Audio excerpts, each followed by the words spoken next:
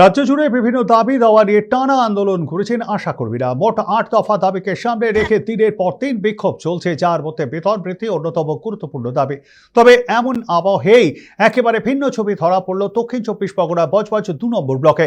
সেখানকার আশাকর্মী ও আইসিডিএস কর্মীরা মুখ্যমন্ত্রী মমতা বন্দ্যোপাধ্যায়ের বাজেট ঘোষণার পরই আনন্দে মেতে ওঠেন। বাজেটে কর্মীদের ১,০০০ টাকা বেতন বৃদ্ধি ও লক্ষ্মীর ভাণ্ডারে ৫০০ টাকা বাড়ানোর ঘোষণায় সন্তোষ প্রকাশ করেছেন তারা। এই আনন্দের মুহূর্তে একসঙ্গে আবির খেলে মিষ্টিমুখ করেন কর্মীরা। পাশাপাশি মুখ্যমন্ত্রীর এই সিদ্ধান্তে তারা খুশি এবং আসন্ন নির্বাচনে মুখ্যমন্ত্রীকে পুনরায় জয়ী করতে একজোট হয়ে কাজ করবেন। উত্তালবী পরিস্থিতির মাঝে বজবজের এই দৃশ্য নতুন করে আলোচনার কেন্দ্রে যোগ হয়েছে।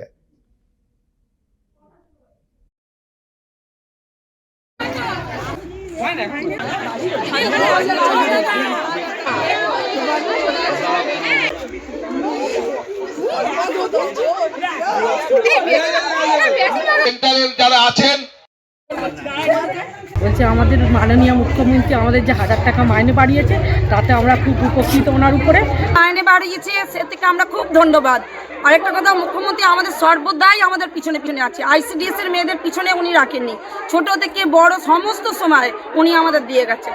এবং আমাদের কোনো কারণে কোনো মৃত্যু হলে উনি বলেছেন যে আমরা ৫ লক্ষ টাকা দেবো। এটা শুনে আমরা খুব খুশি যে আমরা চাকরি অবস্থায় কাজ করতে করতে, চাকরি না হলে আমাদের ভাতা করতে করতে যদি আমাদের কিছু হয়ে যায়, এই যে মুখ্যমন্ত্রী দেবে বলেছে, আমাদের পরিবার পাবে ৫ লক্ষ টাকা। এটা শুনে খুব খুশি। আশাকর্মীরা এবং আইসিডিএস এর মাইনে বেড়েছে। যা বাজেট করেছে জনমুখী বাজেট। এই বাজেটে মানে কিছু শ্রেণীর মানুষকে উস্কে মুখ্যমন্ত্রীকে হ্যারাস করার চেষ্টা করছে।